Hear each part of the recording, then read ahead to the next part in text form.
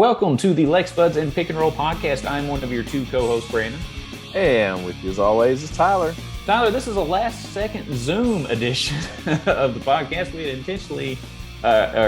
initially decided to do this in person, but things happen, as you know. However, we are going to proceed on. This is episode 64, Tyler.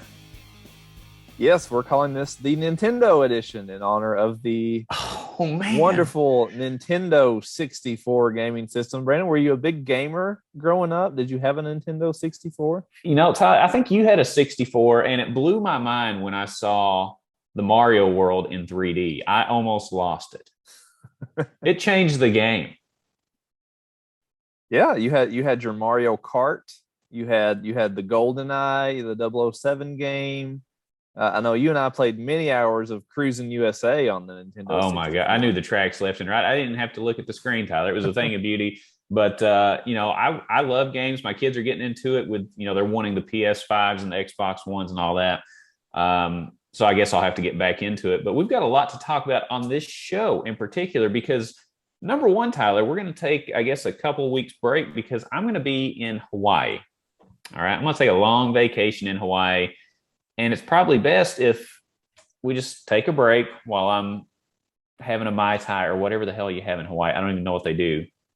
But, I think we deserve it, too. We've been hitting it hard for a full year. No doubt, man. We have, since we started this show in March 2020, we have not missed a week. We have been here every week. We're like the post office. Neither rain nor shine or snow or anything will stop us. We recorded the day after Christmas this week. We did. We should have been putting toys together, Tyler. And we got on the computer and recorded. Or did we do it live? We did. Done Yeah. That live. Yeah, we did. Yeah, day after Christmas. Talk about dedication. That's how we roll here. So I think definitely a nice little break for you and I. You will be enjoying your break on the beaches of Hawaii. I will be enjoying it here in Lexington, where I'm always. Yeah, absolutely. Well, I think we got a lot to talk about with sports. We're going to talk about a shift possibly in the SEC, an injury to the on the football team. Deion Sanders walks out like a man possessed, and Dr. Fauci is feuding with everybody. It's going to be everybody, and Dolly Parton is going to cap it all off on the end. I don't know how it gets any better than that, Tyler, to be honest with you. I mean, you just named some intriguing people there. Deion Sanders, Dr. Fauci, Dolly Parton. Uh-huh. I mean, I'm sure everyone has very strong feelings about all those people. Yeah, absolutely. It's going to be fun, I think. But before we get going, Tyler, I mean, how was the week? How did everything work out? And did it work out as planned in the Bentley household? Oh, well, as with most weekends when you have kids, we went to a birthday party, obviously today. And I just want to say the kids' birthday parties all comes down to one thing. I mean, what is it? You're there for, hour and a half, 2 hours, 3 hours, ever how long it is. Right. But you're really, you are just waiting for one thing. And that is the cake at the end.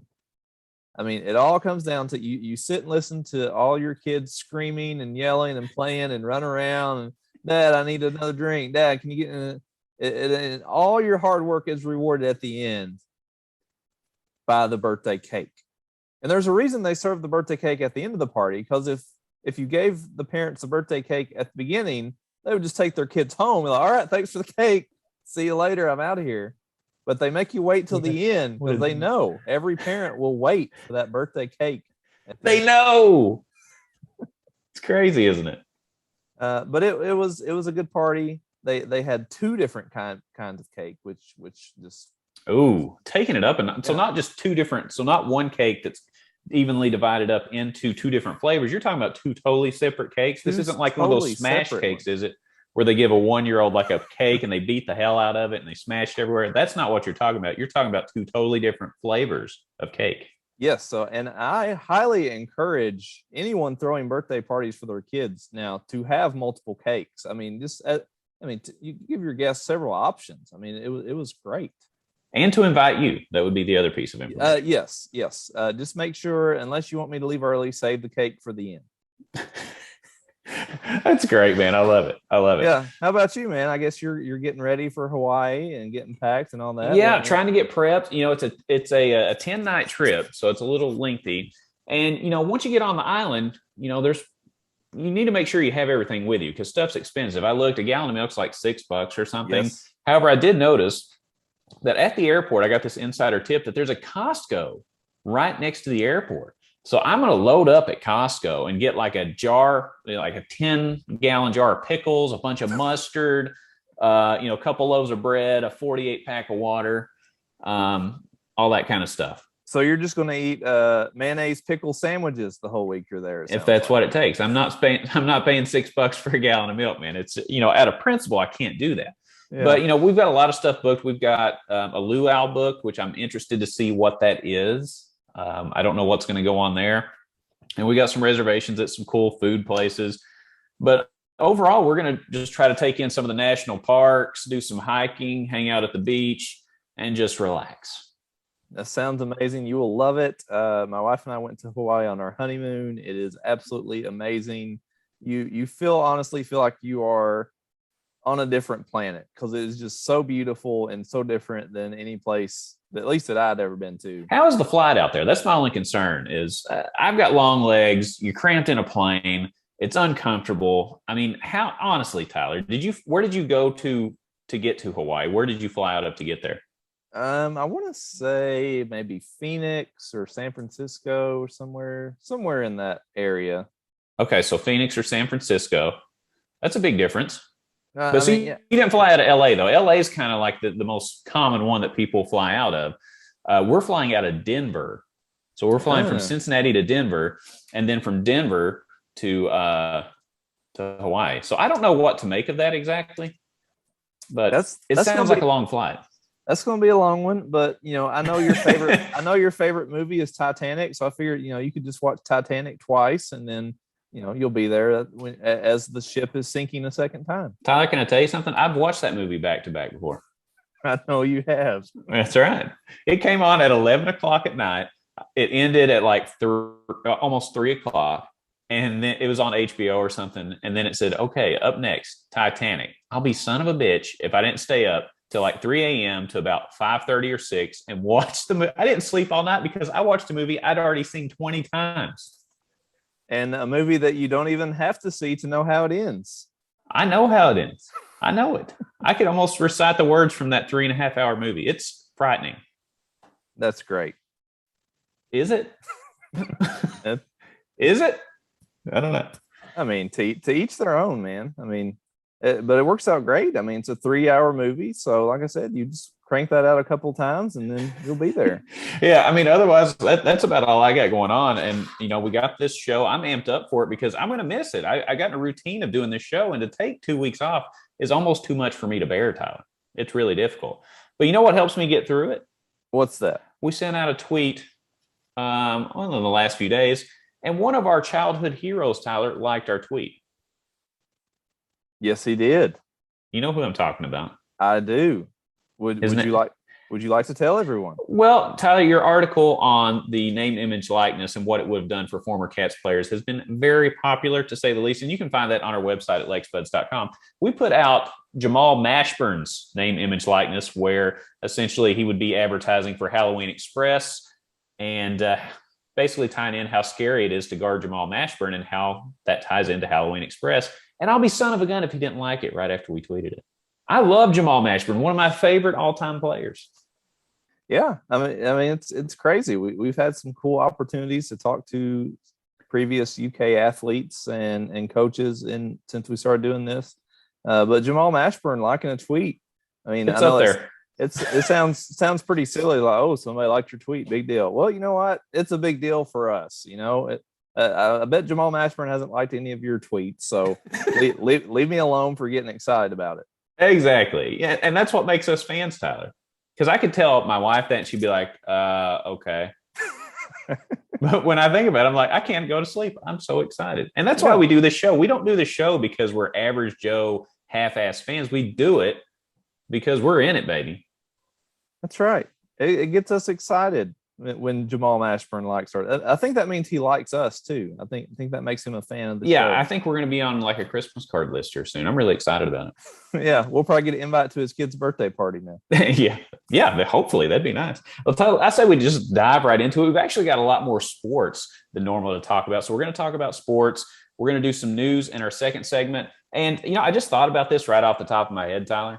Okay. So you're not prepared for this enough. I just thought about this. All right. But we're going to be off for 2 weeks. Why don't we create a headline that we think we're going to see 2 weeks from now when we come back and see if it comes true? Ooh. Okay. Are we doing this right now?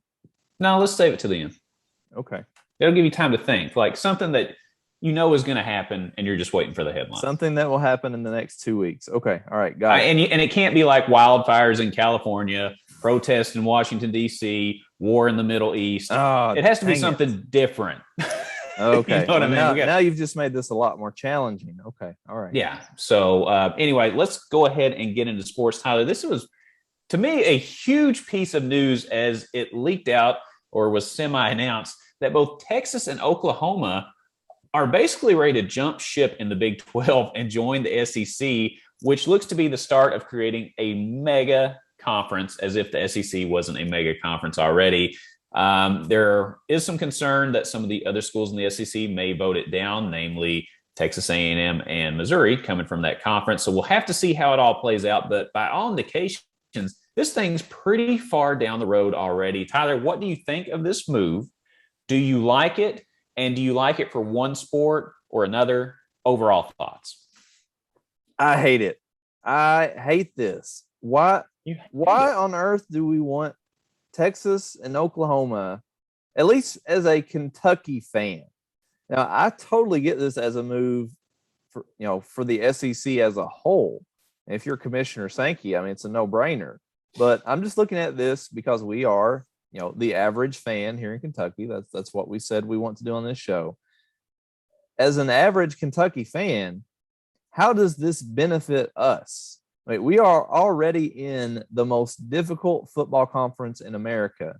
And then you add two of the top 10 best football programs in the country on top of that. I mean, Kentucky already has a hard enough time in football, some years just even getting bowl eligible. And we are now reaching a point under Stoops where we're starting to have dreams of, hey, if things fall right, we might could win the SEC East. We might could make the SEC championship game. I can tell you right now, if Texas and Oklahoma are thrown in the mix, we ain't never making an SEC championship game in football.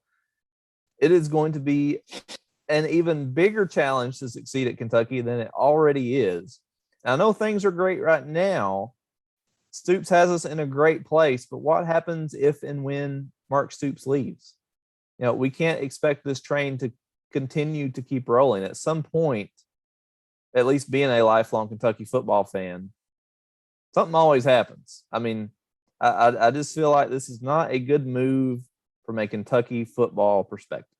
What about basketball? I mean, you're only looking at it from one sport. I mean, they're bringing a ton of sports. Yeah, basketball, I don't care. Put whoever. Put Duke, put North Carolina. I don't care. Bring on. I have a different mindset for basketball. I will take on anybody. Put anybody in the SEC for basketball. I don't care. I would much rather play Texas than, all these crappy teams that we schedule in the non-conference. So if we're adding Texas and Oklahoma, that means we're not going to play, Northwest State or VMI or State. I love your name for the team, Northwest State. makes sense to me. I totally get it. Yeah, for basketball, bring it on. But from a Kentucky football perspective, I don't like it. It's going to make us facing an even more uphill climb than we already have. And I think any dreams we have of ever having major success in the SEC are pretty much slim to none if this happens. Well, see, I'm a Debbie Downer. I understand where you're coming from. I get your argument. However, you also have to keep in mind that there is a lot of talk. And when there's a lot of talk about this, generally it means it's on down the road a little bit here of expanding the college football playoff. Let's say you expanded it from 4 teams to 12 teams. Okay, how many from this mega SEC conference do you think are going to get in? Even if you don't make it to the SEC championship game. I'm talking about how many of this mega conference that has 7 to 8 legit annual superpower teams. How many do you think are getting in there? Well, there's a 4-team playoff, and we usually get 2 teams into that almost every time. Exactly. So let's say you get somewhere between, you're going to get 4 every year. Let's Fair. say you get 4 to 6. Okay, now you don't care about the SEC championship game. Would you rather go to the SEC championship game or go to the 12-team playoff to win a national championship? That's what I'm looking at. And if you're looking at it holistically, the SEC championship game almost doesn't matter if they expand out into this playoff. Because if you make it that far, you're in. Okay, so those 2 teams are in. What about the other 4 slots? All you have to be is one of the next 4. So let Texas, Oklahoma, Alabama, and Georgia take those first 4 slots. Let us get in slot 5 and 6. We could lose to all those teams and still make it in there. You don't have to win 11. You don't have to go 11-1 or 10-2 to make the playoff anymore if you're in the SEC. You can lose the games you're supposed to lose and still make the playoff. Now, that hasn't happened yet. That's all speculation. But the fact that it's being discussed this much leads me to believe that has got to be on the forefront at some point. So although it sucks scheduling-wise, you're going to have a lot of injuries on the football field. They're going to beat the crap out of each other. I think it opens up the path not to an SEC title game, but to a national title opportunity that we otherwise may not get. Does that make sense? Wow. So you think we're have a legitimate shot at a playoff berth? Well, how could you not? If you have 5 to, let's say you get a year where there's going to be 5 to 6 or even 4 in some years. Let's say it's a low number like 4. Then you still have an opportunity. You could lose to Alabama, Georgia, and Texas in the same year, fall behind those 3, and be the 4th team in. I mean, yes, but how many years have we finished in the top 12 of the rankings? I mean, even the Benny Snell, Josh Allen year, I think that team finished the year ranked like number 13. That's the best team we've had in my lifetime, probably. And they only finished 13th against a much easier schedule. So, I mean, I get what you're saying. There's more possibilities, but I mean, we're going to have a whole lot of losses, and to be able to finish in the top 12, even with that many spots, you're not going to be able to lose probably more than think about 3 this. games. Think about this. Everybody else is adding an extra SEC game too, and they're facing Texas or Oklahoma every now and then. So they're going to take their lumps too. Not these teams' records of being 12-0 or 11-1 going to the playoffs in the SEC to get to the playoffs. It's not going to happen if that happens. You're going to talk about teams that are 10-2, maybe even a 9-3 team that can get into the playoffs and limp in at the 12th spot based on strength of schedule and the fact that, everybody knows that the SEC is the best conference. They beat the crap out of each other and they still make it in. So I don't know. I still think there's an opportunity. I think this actually opens up more opportunities for us if the 12-team playoff works out. If it doesn't, then boy, we are screwed. You're praying for that 12-team playoff. Now, on the basketball side, I think it's exciting. We need to get a deeper SEC. I think Texas, they've got the money. They've got a good coach, Chris Beard. They're going to do fine. And I think in the long term, they're going to do fine. It's a big school. They make a ton of money. I think it'll be good for the SEC overall. I'm actually excited about the whole move across the board because it's basically nobody can say that the SEC is second to the ACC or the Big Ten. I don't ever want to hear that argument again if we pick up Texas and Oklahoma. Yeah, I am very excited about a Kentucky-Texas rivalry between Cal and Chris Beard. I mean, that has the potential to be just a huge game every year. Oh, yeah. But, I mean, overall, what I'm expecting from this move from Texas and Oklahoma is that the SEC is going to make a whole lot more money, and University of Kentucky is going to make a whole lot more money. I mean, they already make $1 bajillion. Yeah, they're running short, Tyler. They're running short on cash. So now they're going to make $2 bajillion. And all I see happening with that is more luxury suites that I'll never get to go in, more high-priced alcohol that I'll never get to buy, and more expensive tickets that I won't be able to pay for. I mean, I feel like I think this will just continue to bring in more money to accommodate the high-priced donors, people who can afford all the expensive things, and the average Joe fan gets a team that loses more games because it's a tougher schedule and doesn't get all the benefits. Okay. Well, interesting discussion. It's not officially happened yet. So we'll just have to see what happens. That's all we can do. Wait and see. But I don't think it leaks out like this and it gets this far down the road without some serious discussion going on. So I agree with that. We'll see how it goes. Tyler, what do we got next? All right, Brandon. John Clay of the Lexington Herald Leader wrote an interesting article this week. I want to get your opinion on this. Mm-hmm. He suggested in this article that the SEC require all football players in the SEC to have the vaccine this year if they want to play. And he also suggested that all fans who want to attend an SEC football game be vaccinated in order to go to a game. Well, I have to think it's very unlikely that the SEC passes either of these mandates. It does make for a great debate. So what do you think of Clay's idea? Well, this isn't an unusual thing. There are, if you look at something like the music industry, there are concert venues that require you to have a vaccine to go to the concert. Yep. Okay.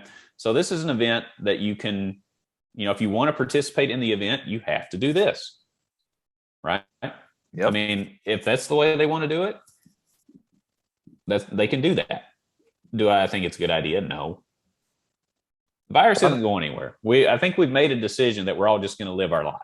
If you haven't been vaccinated yet, you ain't doing it. If you don't run into these people at Kroger Field, you're going to run into them at Kroger. Right? There's no avoiding them. They're in the line next to you. They're sitting beside of you. Yep. You're splitting hairs at this point. I get the point of doing it. I just don't think it's going to help or do anything. And if anything else, there's going to be confrontations with the blue coats. I left my card in the car. Well, if you leave, sir, then your ticket's no good. Well, I have to get my card. Blah, blah, blah. It's going to create a whole kerfluffle, to use a really fun word. I don't even know what that means. But there's going to be a lot of incidents. It's going to be a big headache. And the people that enforce it probably aren't going to enforce it a whole lot because they're not going to want to deal with the pushback. Why would you? Yeah. And think of how long it's going to take to get into the gates. If you have to check everybody's vaccination card. And then it turns into a black market for vaccination cards, a la high schoolers trying to get fake IDs. Oh, they have black market vaccination cards. I hadn't thought about that one, but you could be right. I agree with you. It does put a lot of pressure on, the blue coats who are, just people who are retired or, people who are doing it just like a part-time extra money type thing. I mean, they definitely don't want to deal with that and probably aren't. They're just probably going to quit, honestly, if they have. Why would you deal with it? What's your incentive to do it? Why? Yeah, it would be an extreme hassle. I mean, I don't know. I agree. Part of me could see more requiring the players to do it as opposed to the fans. I mean, because I feel like the players are much more at risk. I mean, you talk about the game of football, you're tackling people on every play. And if you say, all right, you get the vaccine or you don't play, but you can keep your eligibility and, hopefully this all dies down by next year and then you can keep a year or something like that. I think if you were going to require, I think you would have to give them an extra year of eligibility.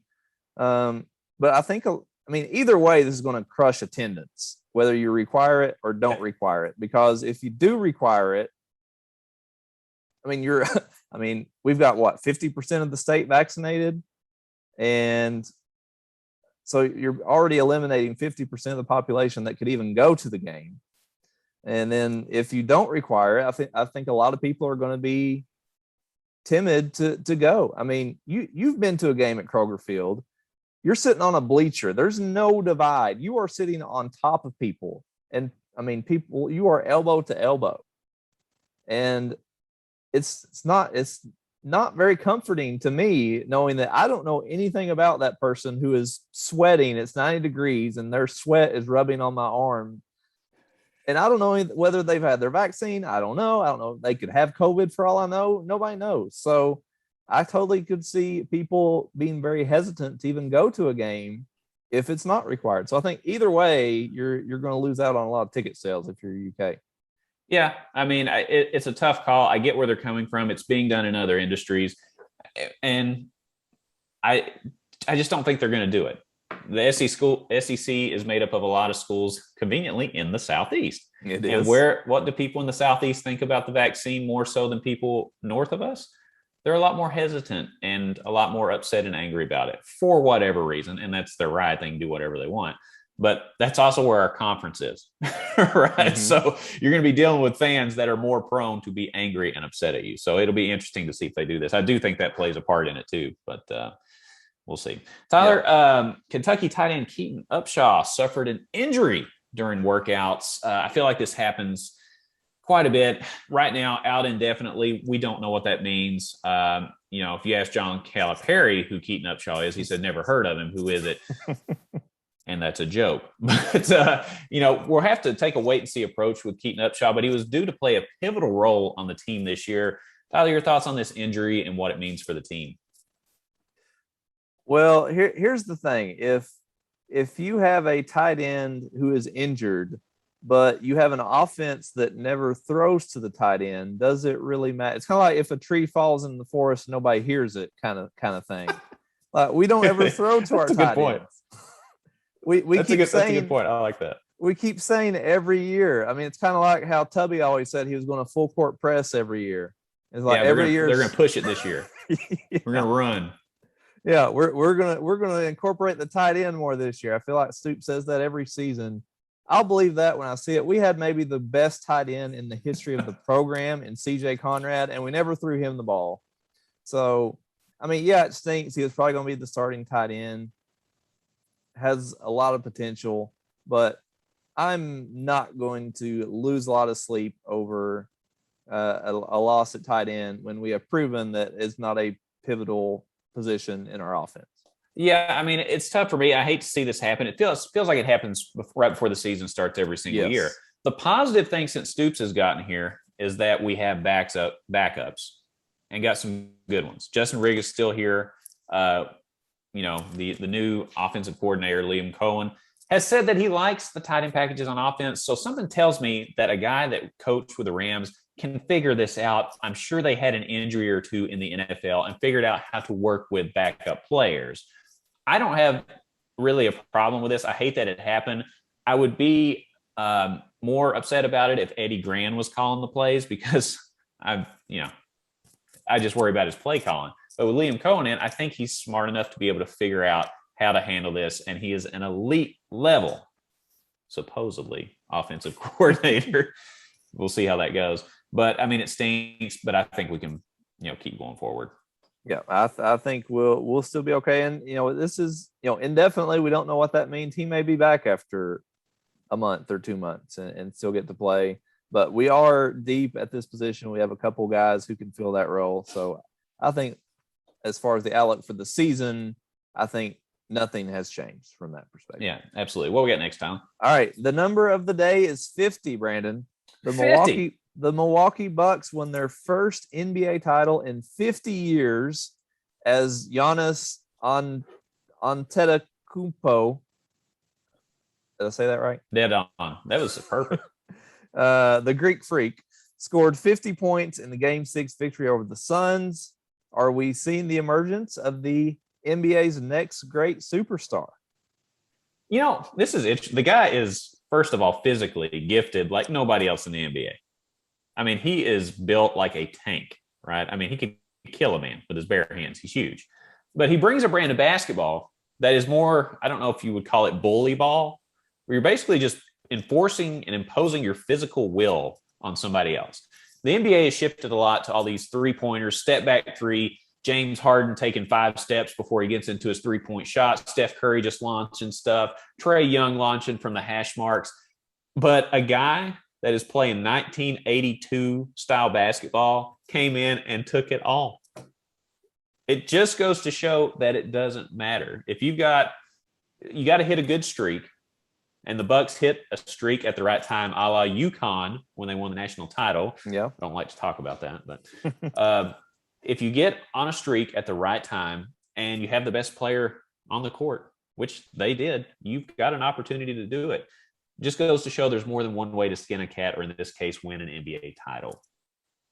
Yeah, that's a great point. I mean, he is an old school basketball player. I mean, he's not a good 3-point shooter. He's not even a good free throw shooter, but he is just physically dominant. Kind of, almost kind of like how Shaquille O'Neal was, and that he was just physically overpowering.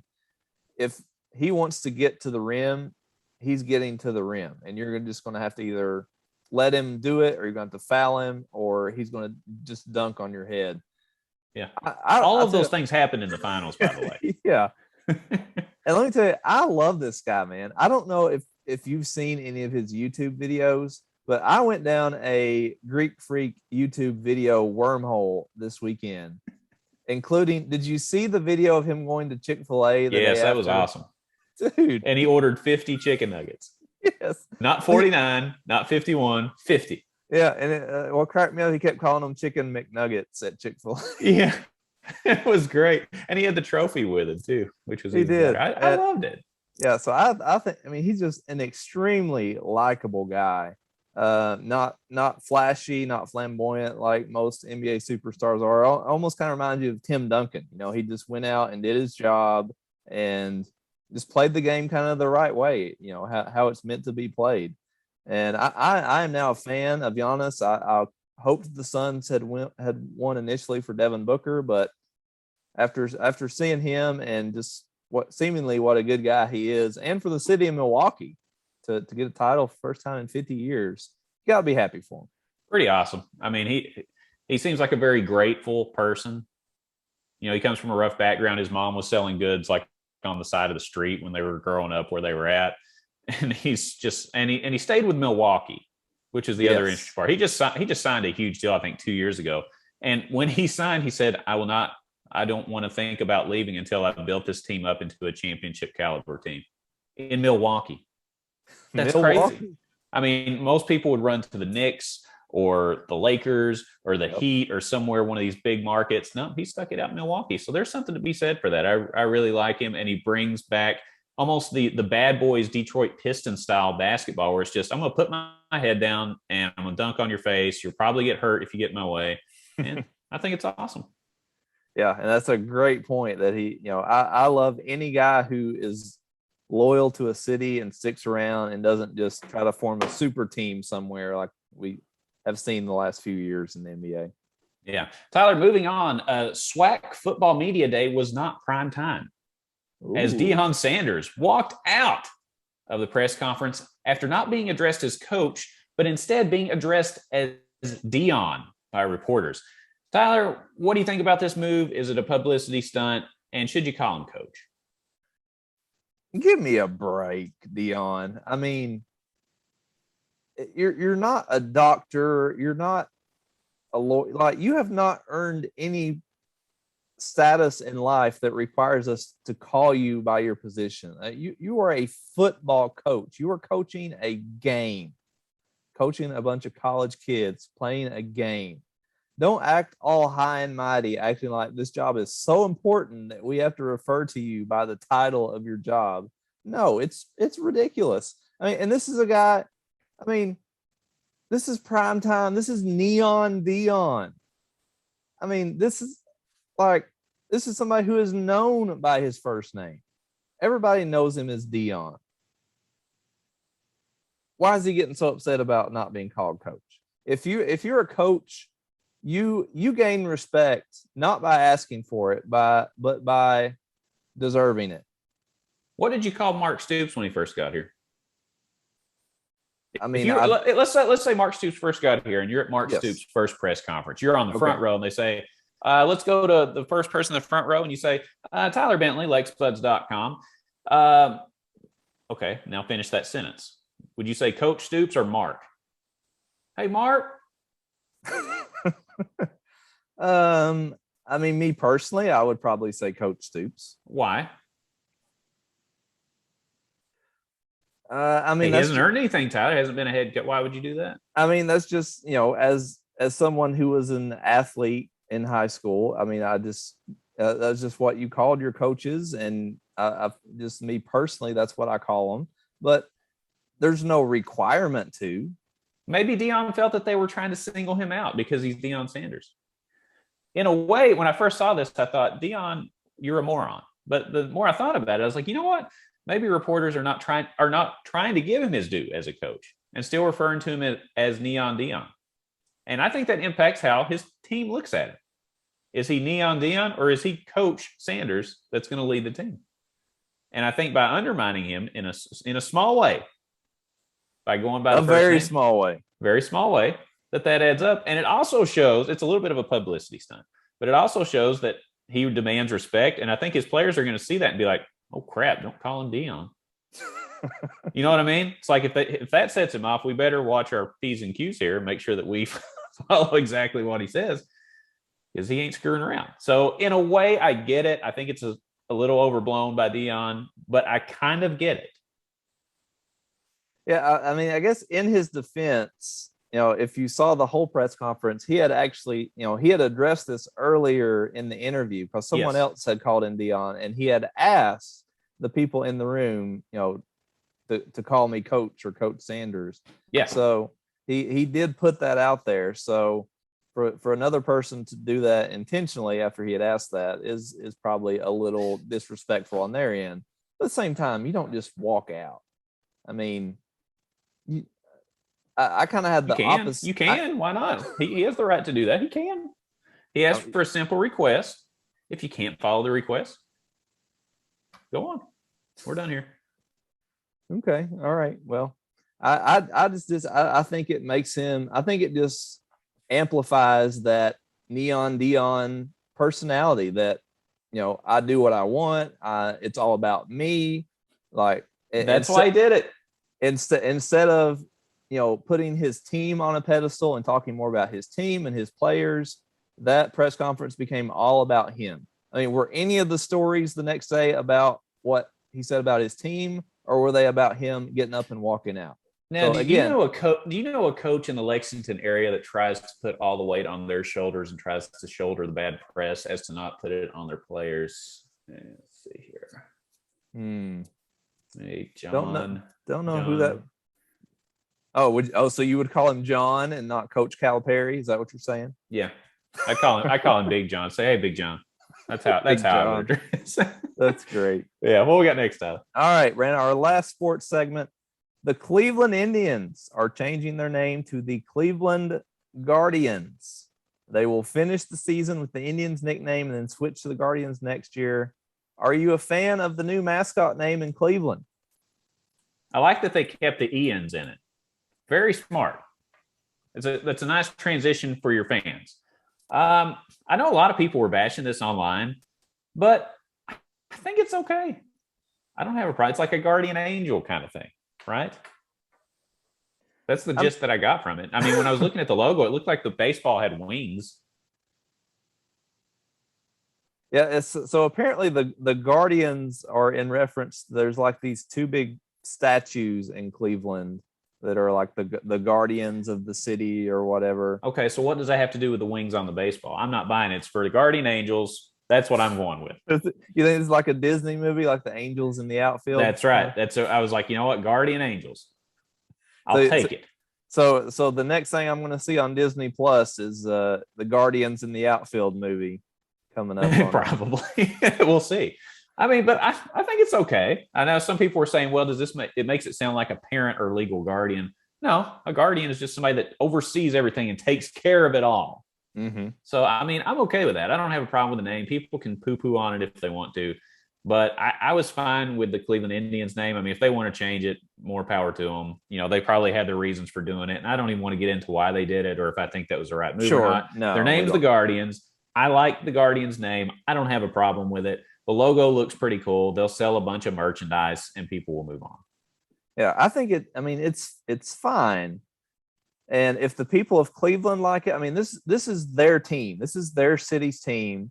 And if those guardian statues are important to them, which obviously they are, if they like it, I mean, it should be for the people in the city. Who cares what the rest of the country thinks? If they like it, that's all that matters to me. What would you have renamed the team? Oh, the Cleveland Rockers, for sure. Like the Rockers, like Shawn Michaels and Marty Jannetty from the WWF? Yes. No. Or are you talking about like the Drew Carey show where they film it, Cleveland Rocks? Like the Rock and Roll Hall of Fame. I think they missed out on a huge opportunity to either be the Cleveland Rockers or just the Cleveland Rocks, because you have the song Cleveland Rocks. let me tell you, I would have bought all the Cleveland Rocks merchandise. You talk about merchandise.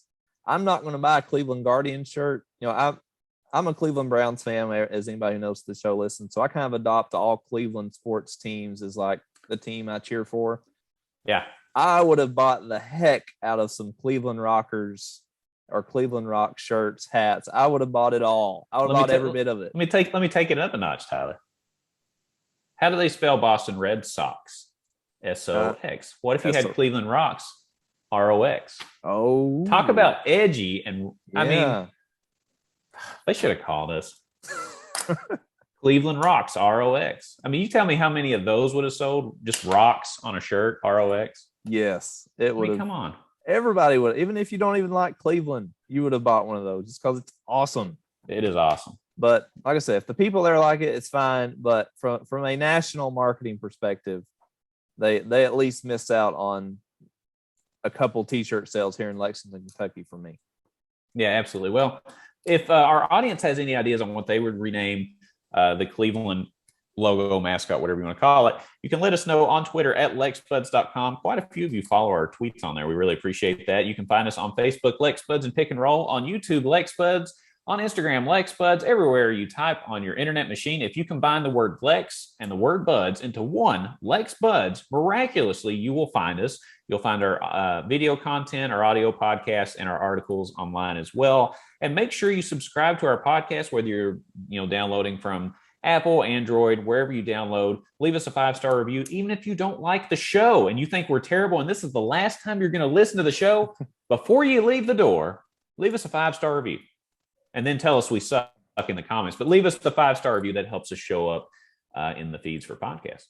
Yeah, or even better, if you actually do like the show, leave us a nice review. Because we, for being honest, we haven't gotten any reviews in a while, and I kind of miss seeing those. We used to get some really good reviews on there, and it just kind of made me feel all warm inside reading those reviews. And I think it will also make you, the listener, feel warm inside to just leave a positive review, because let me tell you, it will make me feel better. It will make you feel warm inside. You will feel like the Tauntauns on the ice planet of Hoth in The Empire Strikes Back. You will be so warm on the inside from leaving us a 5-star review. That was pretty intense, Tyler. I like that a lot. You should.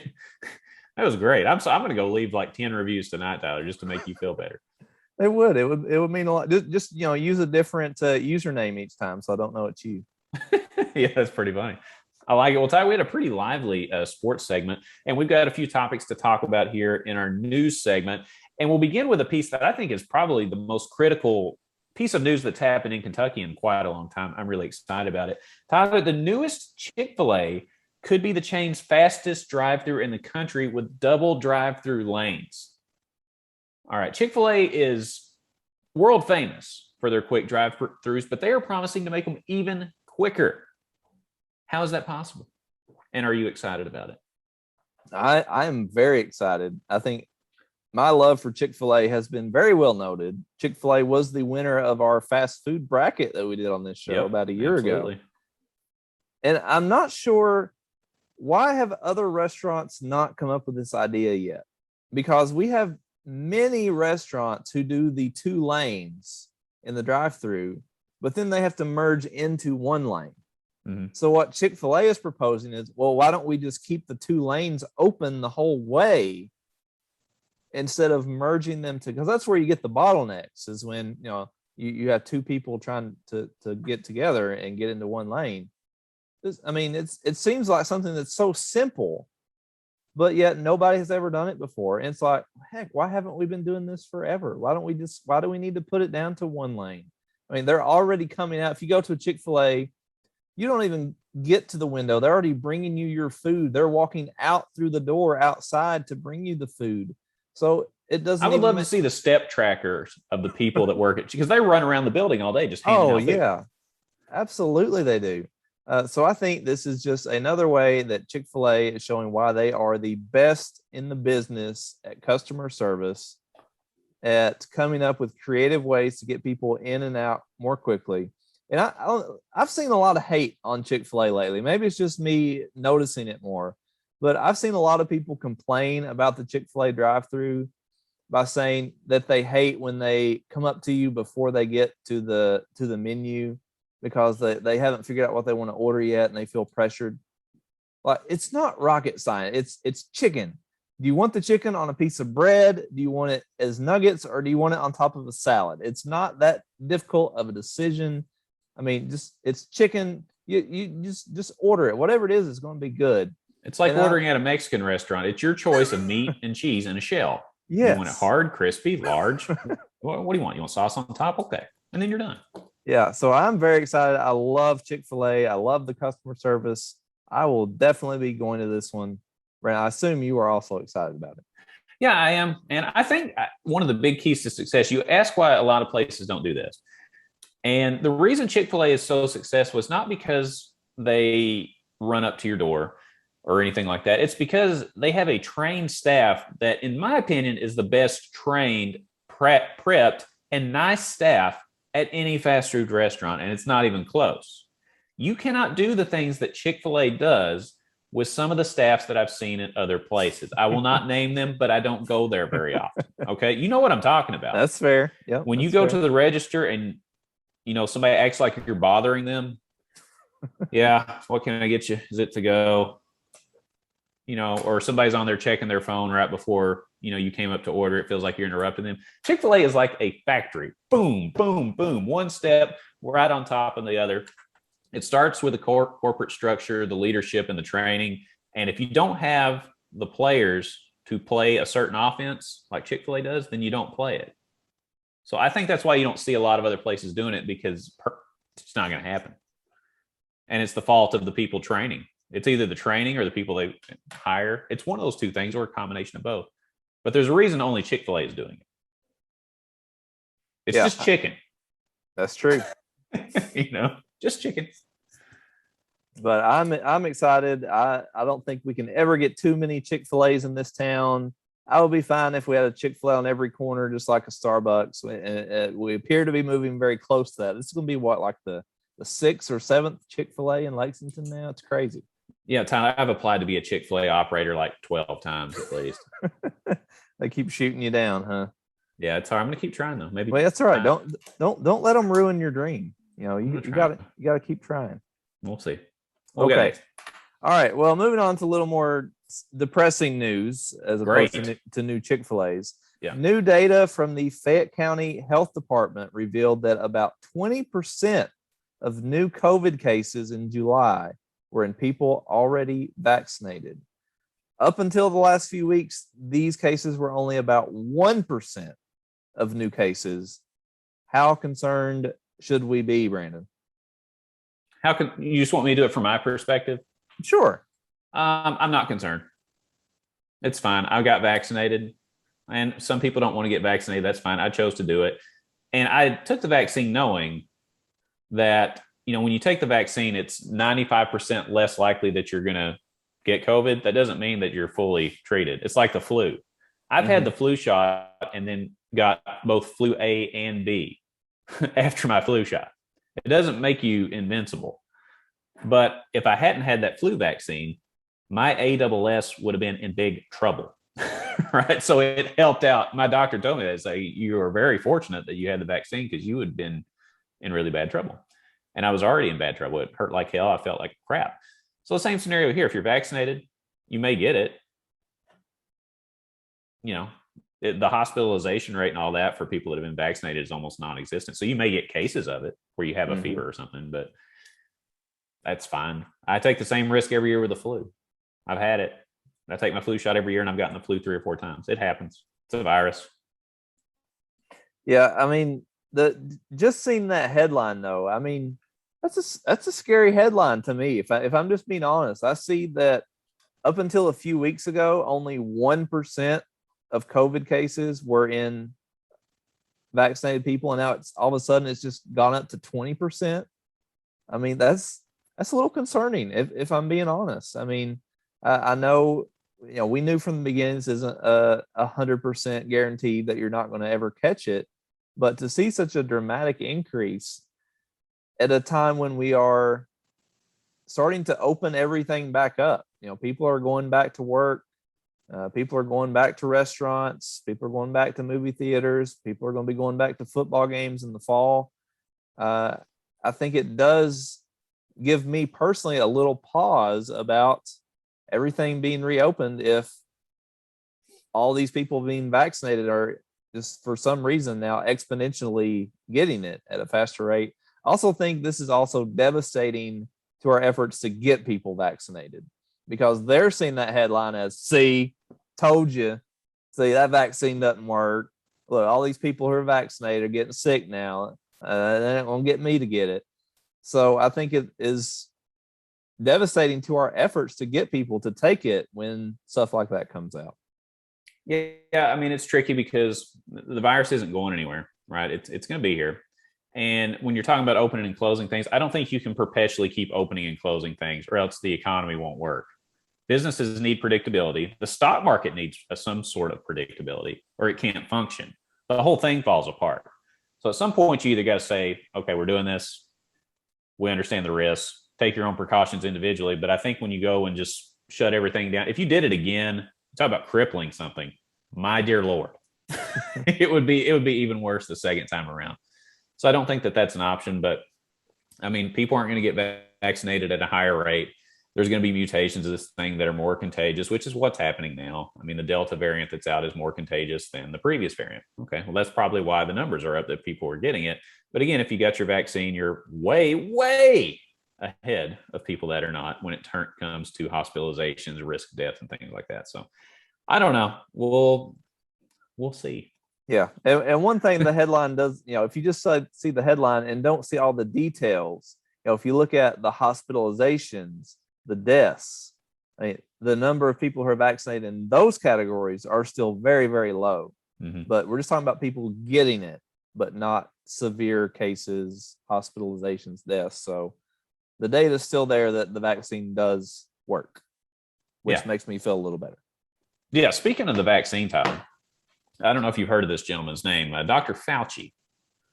I feel like I've heard that before somewhere. Yeah, everybody seems to have an opinion on Dr. Fauci, and we've had our opinions on this show. But Tyler, this past week, a Kentucky lawmaker got into a little bit of hot water by sending out a tweet comparing Dr. Fauci to Jim Jones. And if you're not familiar with Jim Jones, he's the man that made everybody drink the Kool-Aid in Jonestown and basically killed hundreds of people in his cult group, right, by drinking the Kool-Aid.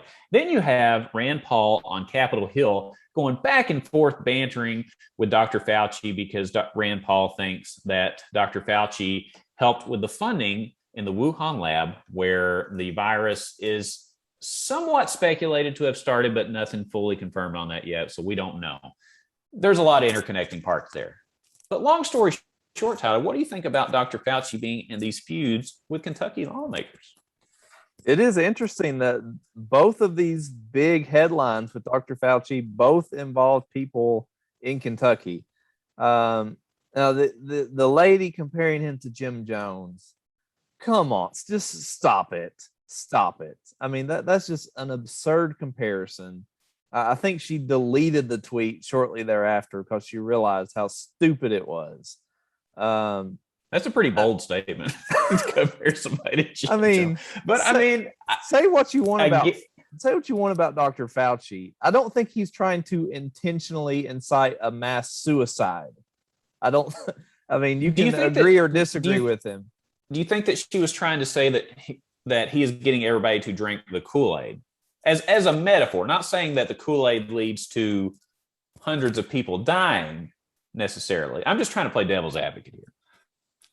Well, he's a doctor. I mean, he's a health professional. I would hope that every health professional is trying to get people to take the vaccine. Otherwise, what the heck are we doing?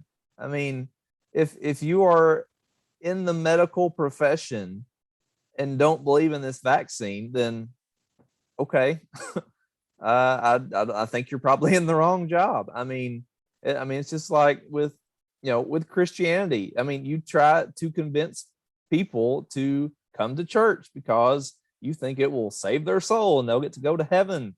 Right? Same thing with the vaccine. You want to convince people to get the vaccine because you think it will help them.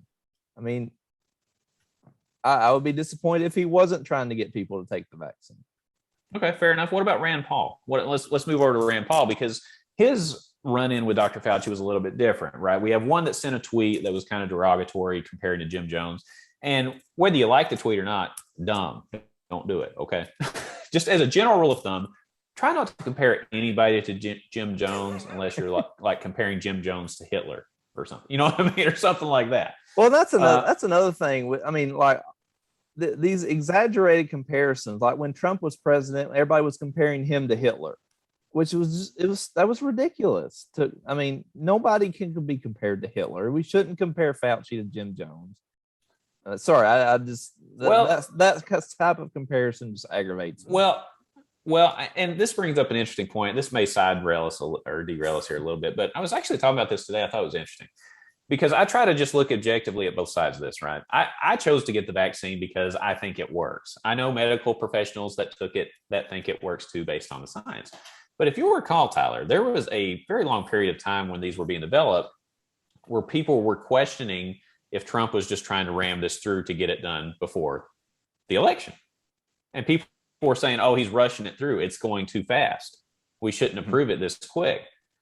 That same group is now saying, if you don't get it, what's wrong with you? After questioning it and raising doubt on it for months. It's an interesting dynamic because I remember those headlines. Mm-hmm.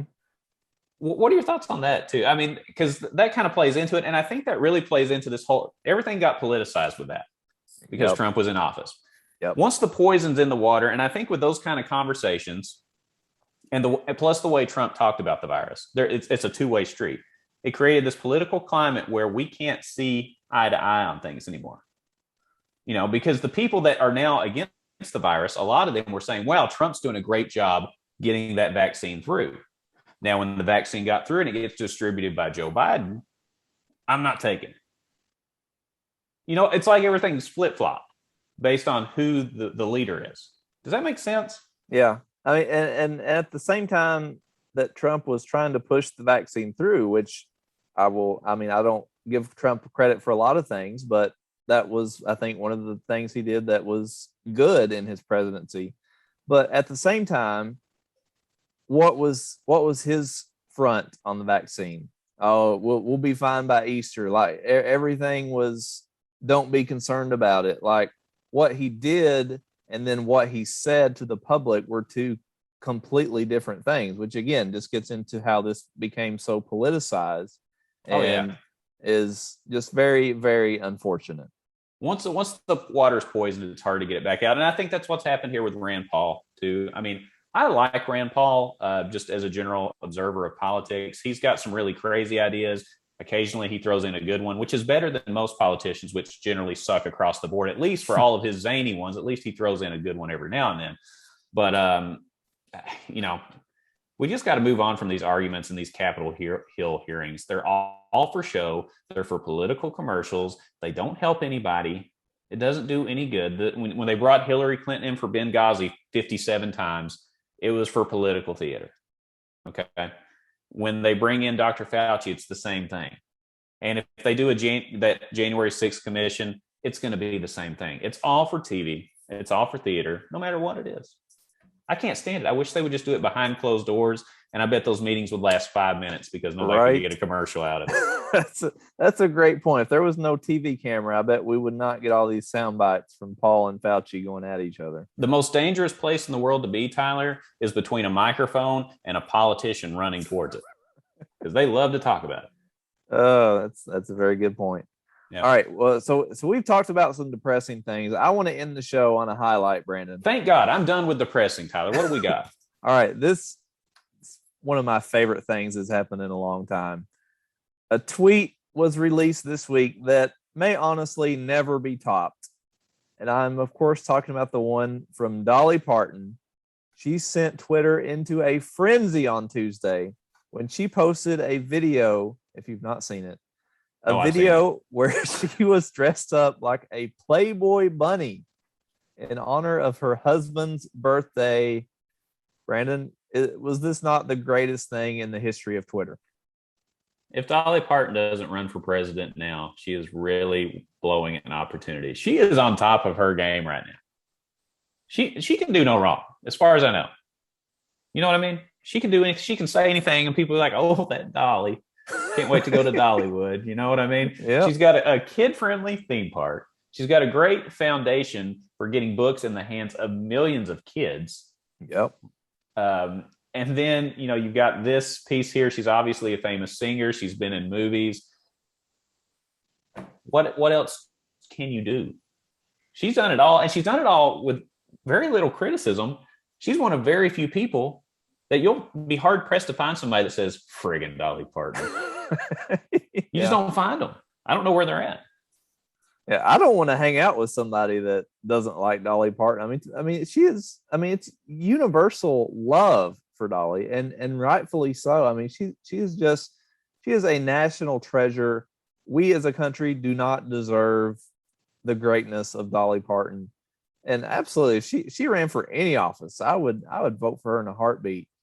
But I will tell you, I had to watch that video a second time because the first time I watched it, I did not hear a thing she said because I was quite distracted by that outfit. My goodness, Brandon. Yeah, that that was something. I mean, I knew Dolly was, gifted in certain areas, but that outfit really brought those areas to life. And I was like, wow, good for you, Dolly. And good for her husband, Carl.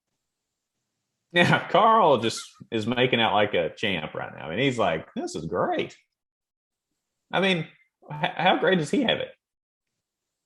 I mean, I bet he was having a heck of a birthday. I will say that. I didn't even know Dolly was married, to be honest. I mean, she has, for all of her celebrity, her husband, she's kind of kept him out of the spotlight.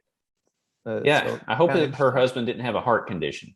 Is the only thing. I was like, God, how old is her husband? This is, you know what I mean? It's like, you remember that old school with Blue when he gets into the KY jelly bath and those two girls get in there and he just freezes and he's like, that's what I thought initially. I was like, oh God, he's gonna have a Blue moment here in a minute. I don't know how old he is, but very cool. She can do no wrong. I mean, dressing up like a Playboy bunny one day, reading kids the next day, operating a multi-million-dollar park the next day, and collecting royalty checks from some of the best songs ever written in music history. Yeah. What else do you need to do? I think running for president is the next one on the list. And she says everything so sweetly, too. Like if she was in a debate, and let's say Rand Paul went up to her, she'd be, oh, sweetie, no, that's not how we do it down there. You know that. Everybody'd be like, oh, Dolly, chip off the old block. I think regardless of what party she ran for, she would get a lot of votes. I agree. That would be great. I would love to see Dolly in the debate. That'd be fantastic. I would love to see world leaders greet her on a world stage when she has those outfits on, Oh, yeah. Just to see how they would do it, I think they would not know what to do. I don't think it would make for some interesting. God, this is bad. I probably shouldn't say it. I was gonna say it could make for some very interesting photo ops when she's dressed provocatively, and then you've got the guys that bow, their heads down. It could look. Jeez. Oh my goodness. They may crack their head open on something there. I'm glad this is our last topic because I don't know if I can go on. She could go down the line and just, it's kind of interesting.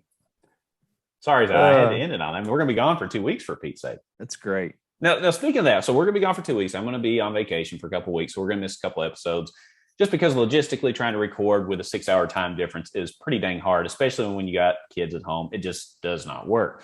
So Tyler, I think we wrap up here with one more thing. Let's give a future headline. What's something in 2 weeks that when we come back, we're going to be talking about because it's a headline? Oh, crap. I already forgot we were doing that. Yeah. What do you think? Oh, boy. All right. Let's see. What's so what do you think is going to, when we come back in 2 weeks, what's going to be topic number one? Topic number one in 2 weeks is that Jalen Duren does not come to UK and goes to Memphis. Nice. Just my prediction. That's very true. That could very well happen. I'm going to go with something that I think is somewhat predictable. but it's still going to be a future headline. And I'll go with something outside of sports. And I'm going to say that Fayette County Public Schools mandates that all kids wear masks in school, regardless if they're vaccinated or not.